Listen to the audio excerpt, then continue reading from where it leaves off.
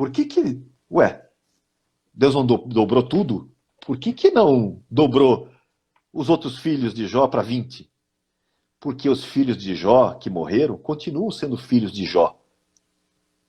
Eles ainda são Uau, filhos de Jó, boa, eles ainda uau. existem, eles só estão num plano diferente. Mas eles ainda são os filhos de Jó. Deus simplesmente acrescentou mais 10. Somou, né? Mais Ele 10. somou. Exatamente. Porque continuam sendo. Nunca deixaram de ser filhos de Jó. Potencialmente, É, potencialmente muito bom. melhores que os primeiros, Exatamente. Tanto que eram mais lindas, em né? As vários filhas de sentidos. Jó eram mais lindas até e tudo. Em vários sentidos. Em vários Uau. sentidos. Gente, eu acho isso É tremendo. isso mesmo, Eu o acho isso versículo tremendo. Eu 13 está vejo falando que ele a teve mais criatura, sete a filhos e 3 filhas. criatura que se tornou filha, reverenciando o seu Criador no seu modo de agir, no seu modo de viver, no seu modo de terminar a sua existência nessa terra para ser transportada a uma existência infinitamente maior, melhor, mais excelente, que é a existência em glória, em glorificação, onde há a reconstituição física. Eu sempre defendo a ideia de que o corpo glorificado, aquele de que 1 Coríntios 15 fala, ele não é só uma questão de corpo físico, cuja matéria nós desconhecemos, mas é a mesma constituição de Cristo. Mas eu vejo o espírito potencializado, mente potencializada, nossos aspectos cognitivos, a nossa essência, aquilo de coração que o Dionei falou na live de quarta-feira, sabe? Que remete à psique, que remete tudo isso potencializado ao máximo, porque Deus não deixará a sua obra, aquela obra que ele começou em Adão, ele não vai deixar a sua criação ser menor ou menos capacitada quando for glorificada. Eu vejo nós glorificados, a nossa essência glorificada, potencialmente melhor e mais excelente do que Adão. Não, Percebam isso. eu vejo essa questão da ressurreição, é interessante você citar 1 Coríntios 15, porque ele fala que, ele só fala da ressurreição do corpo, ele fala que este corpo será revestido de imortalidade. Por que ele não fala da alma e do espírito? Porque a alma e o espírito você já recebeu novo, lembra? Ezequiel 36, 26. Deus já te deu uma nova natureza. O problema é que a tua nova natureza está em conflito. O nosso problema, e por isso que a oração de Jesus em João 17, 23, que fala que eles sejam um, fala da unidade, que eles sejam um, assim como eu e tu somos um, é esse problema que nós temos, onde tem essa natureza, essa natureza morta que nós carregamos. Eu costumo dizer que é Romanos 7, esse corpo morto que nós carregamos, né? Ele, de certa forma, tem essa questão da carne, onde tem o pecado, por isso que o corpo tem desejos e acaba influenciando a alma, né, por causa dos desejos que o corpo tem, porque o corpo não gosta de trabalhar, o corpo gosta de festa, gosta de entretenimento, né? Todas as coisas que são valores, muitas vezes, perigosos. Mas o que acontece na ressurreição é que, finalmente, o ser humano será um, porque você só consegue ser um hoje matando o corpo. Por isso que você mata o corpo por meio do Espírito Santo, né? Você tem Colossenses 3,5, que fala mortificai o vosso corpo. Paulo fala, né? Mortificai a vossa natureza, em algumas traduções coloca a natureza terrena, mas fala dessa questão dos membros, né? E quem é o sujeito do verbo que mortifica sou eu que tenho que mortificar. Só que Paulo explica Paulo, né? Porque não é na minha força. Aí vai para Romanos 8,13, onde ele fala, olha, você vai fazer morrer pelo Espírito as obras do corpo. Então é pelo Espírito Santo que está em mim, com a força dele em mim, que eu consigo fazer morrer. Mas eu continuo sendo o sujeito do verbo que faz morrer. Ou seja, quem tem a obrigação de fazer morrer as obras do corpo? Sou eu ainda. Com a força do Espírito, sem dúvida. Mas a incumbência é minha. Lembra? A gente falou disso na live passada. Por isso que prestaremos contas porque fizemos por meio do corpo, seja bom ou mal, 2 Coríntios 5:10. Por quê? Porque essa incumbência é minha. E esse conflito, eu só consigo ser um com Deus no momento que eu mato o corpo. Eu mortifico as obras do corpo em mim. Só que na ressurreição, esse problema acaba. Aí é onde entra isso que o pastor Ricardo falou, onde eu vou potencializar toda essa nova natureza que eu já tenho dentro de mim. Eu já tenho essa nova natureza do Espírito, eu já tenho essa nova natureza da minha psique, Mas agora o meu corpo não vai ter mais esse problema do pecado. Vai estar resolvido. Então vai estar potencializado. Eu costumo brincar, em algumas aulas que eu dou para os meus alunos, o seguinte: a criação, lembra Romanos 8? Geme, ansiando o quê? A manifestação... A manifestação dos filhos de Deus. Exatamente. O que está esperando? Na verdade, a criação está esperando o surgimento em massa de um novo tipo de ser, que por enquanto só tem uma demonstração, que é o Filho. O Filho que é a primícia. Ele é a primícia, ele é a demonstração desse novo ser que o universo não conheceu ainda, vai conhecer, e que vai mudar esse universo em alguns aspectos, que é a manifestação dos filhos de Deus. Quando vier essa ressurreição, quando vier essa manifestação, aí sim o universo vai ter uma nova... Já tem querubins, serafins, etc. Vai ter a classe... Uma nova categoria aí os sacerdotes de Melquisedeque, em abundância, em proliferação. Glória a Deus. Por isso que o texto, o Romanos 8, ele fala a manifestação dos filhos de Deus, porque quando eles se manifestarem, a própria natureza será redimida, né? Exatamente. É muito bom, muito bom. É por isso que eu falei que o Gênesis, ele fala da origem, ele fala da queda, ele fala da redenção, ele fala da consumação. Porque quando o Abraão esperou 25 anos para ter filho, 25 anos a promessa. Quando ele tem a promessa, Deus fala assim, me dá a promessa, cara, que eu quero. E ele entrega a promessa, e ele vai sacrificar Isaac. Mas por que ele vai sacrificar Isaac? Lá em Hebreus, o Souza trouxe Hebreus umas 2 vezes aqui, em Hebreus vai declarar que Abraão está oferecendo Isaac porque cria que Deus era poderoso para o ressuscitar dos mortos. Por isso que eu falei que o Gênesis, além de falar de criação, queda e redenção, fala de consumação, porque o Abraão está revelando um aspecto muito escatológico, um aspecto apocalíptico. Eu posso entregar Isaac porque ele vai ressuscitar. Deus está revelando em Abraão e para Abraão claro. Esse seu plano. E com essa história de que o Souza fala do corpo potencializado, da ressurreição, que você complementa aí, esse próprio texto do Jó que eu li, do Jó 19, eu gosto muito dele e eu utilizo ele nas aulas do corpo transformado. Porque o Jó falou uma coisa seguinte, ele sabe, o bicho pegou, o cara tá leproso, deu ruim, acabou, vou morrer. Mas ele fala o seguinte, normalmente a gente fica no 25, porque eu sei que meu Redentor vive, né? Meu Redentor vive, por fim se levantará da terra. Mas o 26 e o 27, ele fala que eu vou ver com esses olhos, eu ainda vou ver esse meu Redentor que vive e que vai se levantar sobre a terra, eu vou ver com esses olhos e através dessa minha pele. Olha o 26 e 27. Pessoal que está em casa, atenção. Porque eu sei que o meu Redentor vive, por fim se levantará sobre a terra, depois... Revestido este meu corpo da minha pele, em minha carne, verei a Deus. Vê-lo-ei por mim mesmo. Os meus olhos o verão, e não outros. Então, o Jó, e aí, por que eu voltei em Gênesis para falar do Abraão, que é origem, queda, redenção e consumação, e Jó? Porque o Jó é um patriarca, né? Em termos cronológicos, eles são meio que contemporâneos. Sim. O Jó está nesse contexto de Abraão. Então, ele está no contexto desses patriarcas que foram chamados por Deus, que estão em Deus, que tem essa revelação de Deus. Os dois, Abraão e Jó, estão fazendo uma declaração escatológica, uma declaração profética, apocalíptica, de uma ressurreição do corpo. E que nesse corpo, ele tem que superar o de Adão, conforme o Souza está falando.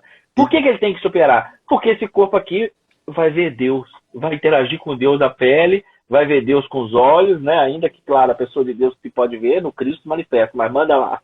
E deixa eu aproveitar e complementar uma coisa que o próprio Jó já dá a entender, mas que também a gente precisa tirar uma dúvida que muita gente tem. Como vai ser transformado somente o seu corpo, isso já deixa claro para você que você não vai ter perda de memória. Sim, imagina se acontecesse agora, o arrebatamento agora. Esse corpo vai ser transformado. Mas a minha mente, minha psique e meu espírito já estão transformados. Vai continuar. Eu só vou me perceber diferente. Eu vou me perceber diferente. Mas eu vou ter toda essa bagagem de memória, vai permanecer. Isso tira aquela ideia que as pessoas têm às vezes, que não, eu vou esquecer tudo de ruim. Mas, gente, não tem como. Tudo que você viveu te levou a esse momento daquilo que você é. Deus não precisa usar de meios, digamos assim, escusos, como uma amnésia, para que você possa viver pleno. Você não só precisa dele. O neuralizador. Não precisa disso.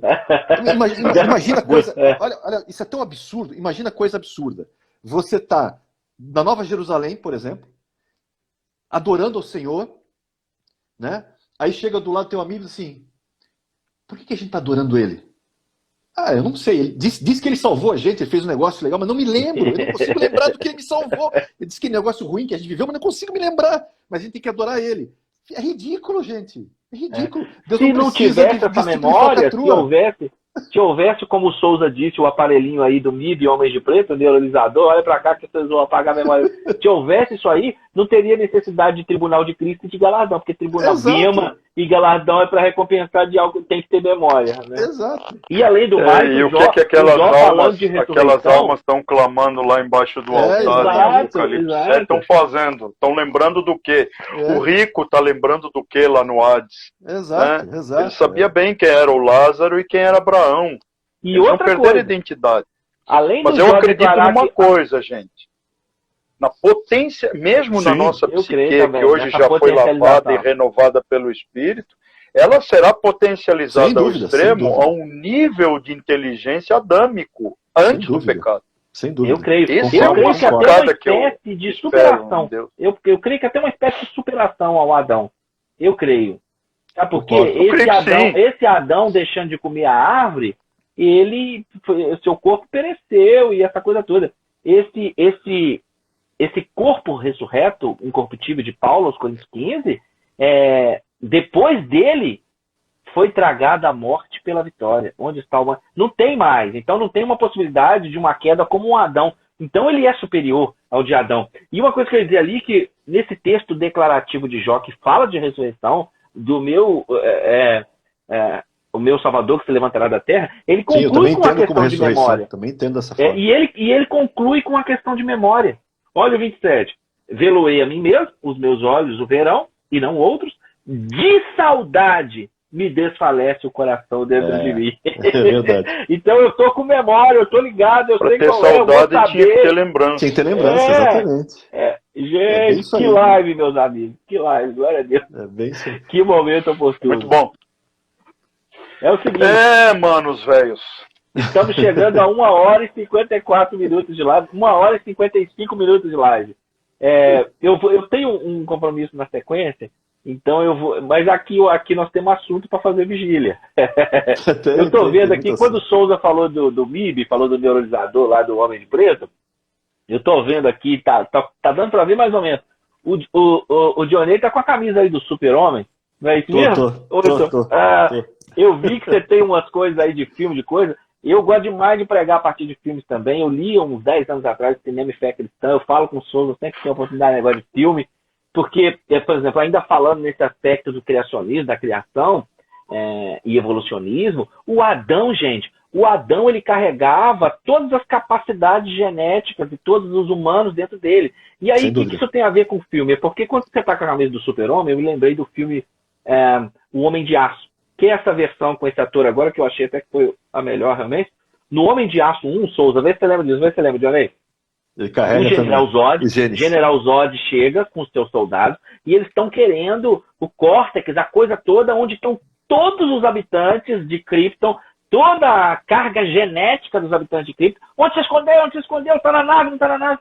O médico do General Zod descobre que está na corrente sanguínea do Super-Homem, do Kal-El. Na corrente sanguínea do Kal-El, ele está carregando toda a carga genética dos habitantes de Krypton. Então, a partir dele, é possível criar toda uma civilização. Assim, dessa forma, o Adão carregava toda a carga genética, tudo aquilo para gerar cada um de nós que geramos hoje. É muito tremendo, né? É muito tremendo como que nada escapa do plano e do propósito de Deus, como o Jó acabou de nos declarar, que os seus planos não podem ser frustrados. Esse livro, Cinema e Fé Cristã, ele diz que ainda que Hollywood tente, ele não consegue escapar da cena de pregar, de haver um redentor, de haver uma remissão. Então, se nós que temos um olhar mais espiritual observarmos os filmes, nós conseguimos pregar o tempo todo, né? Um dos meus principais filmes, que é Os Vingadores, o Capitão América capturou o Loki, e junto com o Homem de Ferro, e o Thor vem buscar, que é o Deus do Trovão. Ele busca o Loki e leva embora.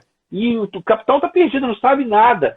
Voa, vai embora Loki, Thor e Homem de Ferro. A Viúva Negra fala assim, capitão, se eu fosse você, eu ficava dentro da nave, porque esses homens são lendas, são praticamente deuses. Qual é a resposta do capitão? Só existe um Deus, se ele não se veste assim. Então o tempo, glória a Deus, né? O tempo todo é possível, se você capturar, se você perceber, você... Puxa vida, eu fico empolgado, deixa... É muito legal, muito legal. É muito legal. Ó, 2 horas de live. Pastor Ricardo Souza, pastor Dionei, mais uma vez, muito obrigado. Foi uma graça, uma dádiva, né, Souza? O Dionei aparecer aí nos comentários e falou, uai, você tá na área, vamos tomar uma honra. Foi uma honra. E eu peço desculpas, que provavelmente ainda acabei incomodando vocês no assunto, mas paciência. Não, foi riquíssimo, foi riquíssimo. De forma nenhuma. Riquíssimo, foi riquíssimo. A nossa live acabou... tinha um planejamento e ela acabou se transformando em algo muito melhor, né? Muito mais rico. Muito mais rico. E eu tenho certeza que nós três fomos abençoados no processo, mas eu vou dizer para vocês, o povo que está assistindo vai ganhar e ela vai ficar salva, exemplo da outra, salva no Instagram, salva no YouTube, vocês postem. O povo vai ganhar muito, porque foi um momento de muita profundidade, muita Bíblia, muita espiritualidade. Glória a Deus pela vida de vocês, glória a Deus por esse momento. Deus sabe todas as coisas, né? Olha que palavra, que coisa boa para este momento de um sábado à noite revigorante. Então, pastor Ricardo Souza, muito obrigado. Pastor Dionei, muito obrigado. Que Deus abençoe vocês. Muito obrigado aos irmãos que estão online conosco e vocês que já estão assistindo esse vídeo pelo YouTube. Para os dois, é exemplo do que fiz com outro vídeo. Vou salvar aqui, mando para vocês pelo e-transfer. Vocês compartilhem lá que eu tenho certeza que vai ser muito bom. Para o público que de repente está chegando agora, essa é a terceira parte de uma série, Dionei, de estudo teológico que fiz com Souza. A primeira foi Marxismo Cultural e Fé Cristã. A segunda foi Cultura e Fé Cristã. E a terceira hoje, então, é Criacionismo e Fé Cristã. Ela faz parte da playlist de Núcleo de Formação Cristã, lá no YouTube. Porque lá tem outros vídeos sobre propriedade privada, sobre os 10 mandamentos, sobre posse de armas, sobre método científico. Então, a gente sabe aí que tem muita gente, muitos cristãos que não tiveram como ir à academia. Então, eu tenho certeza que nós estamos trazendo isso numa linguagem acessível. Então, esses assuntos que nós estamos tratando, tem live lá sobre os dinossauros e tal. Então, eu tenho certeza que esses assuntos estão numa linguagem acessível e num meio acessível, porque, afinal de contas, está salvo no YouTube, está salvo aqui. Então, muito obrigado aos dois, porque eu tenho certeza que isso vai abençoar o povo de Deus e dar substância para a argumentação, para a discussão. Convido os dois aí para as considerações finais e para a gente orar e encerrar. Pode falar, pastor Ricardo. Então, eu vou terminar com uma resposta a uma pergunta que provavelmente possa ter surgido. É coisa rápida, o próprio texto se responde, o próprio texto se explica, né? A Bíblia tem essa regra áurea, né? Explica-se a si mesma, né? Mas em que estado estamos hoje? Está a criação de Deus hoje? Essa pergunta não surgiu nas caixinhas, mas vamos imaginar que fosse eu mesmo que tivesse colocado a pergunta lá na caixinha do Rodrigo. Eu creio que nós falamos sobre isso fazendo alusão a Romanos capítulo 8. E o mais interessante é que a criação de Deus hoje geme. Foi isso que nós dissemos. Nós só não completamos que tipo de gemido é esse. Eu acho que o texto foi infeliz, ou o autor ou o tradutor, não sei. Eu acho que provavelmente o tradutor. Foi infeliz em ter colocado um gemido, porque eu não vejo mulher para dar à luz gemendo. A tua esposa estava gemendo, Dionei? Não. A minha não. A do Rodrigo ele vai experimentar daqui a uns tempos. Então ele vai ver a Robertinha como é que vai ficar estreito o clima. Então, veja bem, a natureza geme com dores de parto. Queridos, a criação de Deus, ela não está gemendo, ela está gritando, ela está berrando. Com dores realmente, porque a criação está chegando ao limite da degeneração, ou seja, da perda de energia, que nós falamos lá no início da criação. Ou seja, ela está cumprindo uma lei da natureza, ela está cumprindo uma lei da termodinâmica, que não se cria uma evolução e se atinge um Um estado maior a partir do caos, e sim o contrário. De um estado organizado, nós partimos e estamos caminhando para um estado desorganizado. E o texto de Romanos diz, e não apenas a criação, não somente a criação, mas nós mesmos. Aquilo que o Dionei falou, nós que temos as primícias, ou seja, já começamos o processo de transformação, também gememos em nós mesmos. Então, que fique essa palavra para nós entendermos que o evolucionismo, só nesse texto a gente já consegue desconstruir uma bela fatia do evolucionismo que tanta gente defende no meio acadêmico. A natureza berra, nós estamos berrando, ainda que a gente não fale alto, mas o nosso espírito em nós nos leva a esse gemer da alma, a essa dor que nós já estamos sentindo, porque nós sentimos que a criação de Deus está chegando a um estado tão deplorável, um estado de degradação tão grande, que vai ser necessário o nosso Deus intervir, e com certeza muito em breve. Então, queridos, vamos pensar sobre isso. Vocês que estão nos ouvindo, porque nós que estamos aqui na telinha, dividindo a tela em 3 partes, já sabemos disso, mas queremos que quem nos ouve reflita sobre isso. O próprio, eu sei que eu já me despedi, eu vou soltar aqui do Dionei, mas o Souza falou isso aí, Dionei, eu me lembrei do princípio, só fazendo esse parênteses, princípio antrópico, porque que é outra coisa que vai ir contra o evolucionismo e falar de um criacionismo, de um Deus, princípio antrópico. Se estivesse mais perto do Sol, queimava, se estivesse mais longe, congelava. Então, todo o ambiente na Terra, gente, ele é propício de forma intencional para que haja vida como ela há na Terra. Dionei. Não, e é tão interessante isso que até mesmo Dawkins e outros que advogam para um ateísmo, né, nos livros deles, eles são obrigados a escrever assim, que eles colocam nesse termo, né, que tem aparência de design. Ou seja, não dá para negar, nem para eles não tem como negar. O design é tão claro que eles têm que negar o óbvio. É como quem diz assim, acredite no que eu falo, não no que os teus olhos veem. Mas eu estou vendo uma grama verde. Não é verde, é vermelha. Acredita no que eu falo. Não, mas eu estou vendo verde. Não acredita. Ou seja, o design é tão evidente que eles são obrigados a tentar desconstruir até a própria evidência disso. Né? E, inclusive, eu comprei um livro, deixa eu ver se eu estou com ele por aqui. A Dúvida de Dawkins, recomendo para a pessoa comprar. Uau. A Dúvida de Dawkins, que é do Stephen Meyer, e ele ataca a questão da teoria, e vou deixar bem claro, gente, a teoria da evolução. Teoria não é fato, tá? Não confunda teoria com fato. Apesar que a academia e os professores querem empurrar para você como verdade. Não é verdade, é teoria. E como é a teoria da evolução, ela tem problemas. É esse livro aqui, ó. A Dúvida de Darwin. Muito bem. Ele sabe qual é a abordagem dele? Ele vai além da questão biológica. Ele vai pegar e dizer o seguinte, o DNA não é um conjunto de informações? E Inclusive o DNA é tão bem estruturado que eu posso colocar uma biblioteca, eu posso botar toda a internet em poucos núcleos de DNA. Você tem uma ideia de como ele é informação totalmente comprimida. É uma tecnologia biológica incrível que nós não conseguimos reproduzir.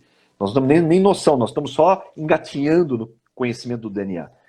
E ele fala assim, a pergunta é de onde vem informação? Porque informação não surge por acaso. Você nunca vai ver numa praia escrito um texto, por exemplo, Deus é amor, por acaso. Ah, não, isso aqui surgiu por acaso. Você sabe que só existe aquele escrito que alguém escreveu. É que nem, por exemplo, um outro filósofo cristão costuma dizer, né? Você nunca vai passar numa floresta e encontrar um relógio e dizer, olha o que a natureza produziu, né, nessa sopa de elementos, produziu esse relógio. Não, alguém fez esse relógio. Você sabe que a qualidade de informação é tão grande, é tanta informação que é necessária para gerar algo assim, funcional, que não tem como não ter um designer.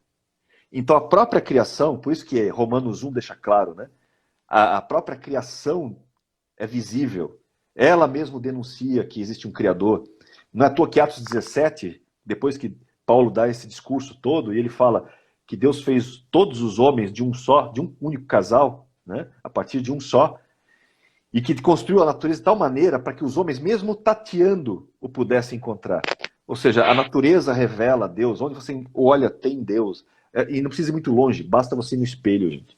Olhar o espelho. Por isso que eu gosto de um texto muito maravilhoso, e eu vou terminar com ele, quando chegam para Jesus e perguntam se é lícito pagar impostos. E aí Jesus, sabiamente assim, me mostra uma moeda aí. Qual é a imagem que está na moeda? Ah, a imagem é de César. Então dá a César o que é de César. Mas ninguém perguntou, mas eu vou aproveitar e vou inferir. Se alguém tivesse perguntado, então o que é de Deus?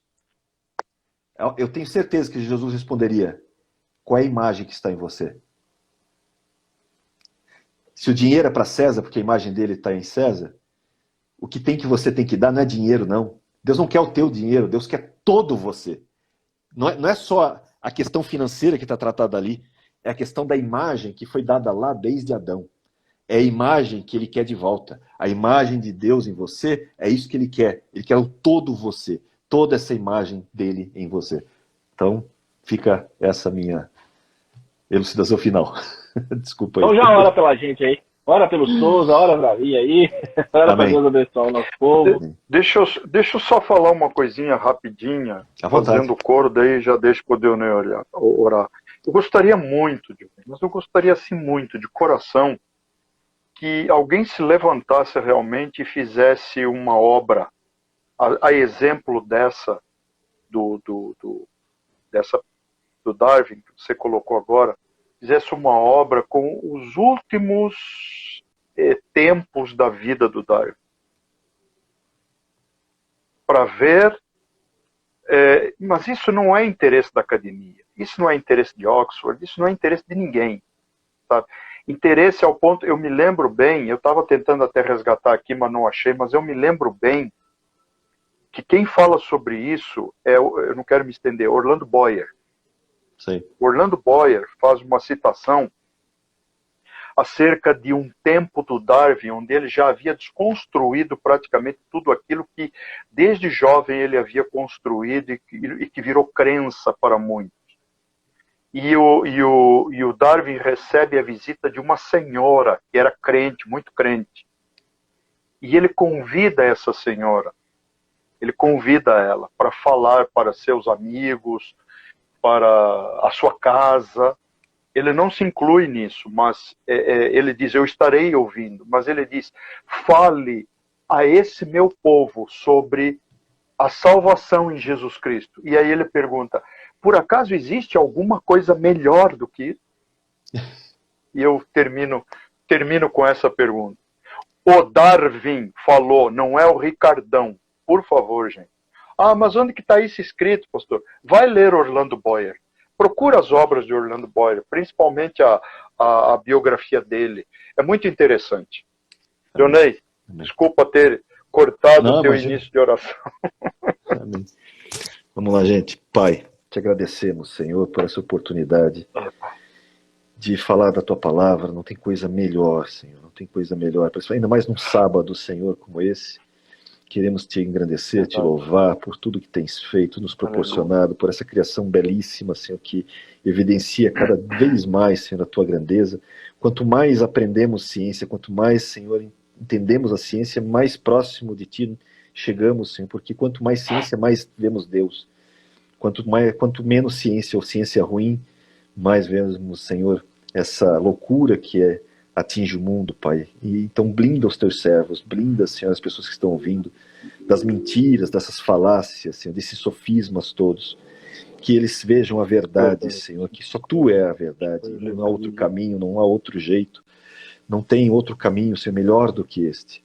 Te agradecemos, Senhor, pela Tua salvação por meio de Cristo, te agradecemos, Senhor, por essa oportunidade que tivemos hoje, e essa oportunidade de vivermos, Senhor, esse tempo, de sermos luz nesse tempo, Senhor. É uma honra e um privilégio, Senhor, podemos falar de Ti, testemunhar de Ti e Te conhecer mais e mais e vivenciar, Senhor, muitas vezes as coisas maravilhosas que Tens nos dado. Aleluia. Visita, Senhor, a casa de cada um, visita com Tua presença, Senhor, que nos dá descanso, visita com proteção, com provisão, Senhor. Tu sabes as necessidades de cada um, sabes as dificuldades, Senhor, que eles tenham esse fim de sábado e um domingo ainda de paz, de tranquilidade, e uma semana já provisionada em Ti, Senhor, para que todos nós possamos Te conhecer mais profundamente, que seja um domingo, Senhor, e um final de sábado ainda de meditação, de vivência em família, que eles percebam a imagem de Deus em cada um deles, Senhor, e que eles realmente, todos nós possamos, Senhor, dar tudo que somos, tudo que temos, todo o nosso muito, Senhor, para Ti,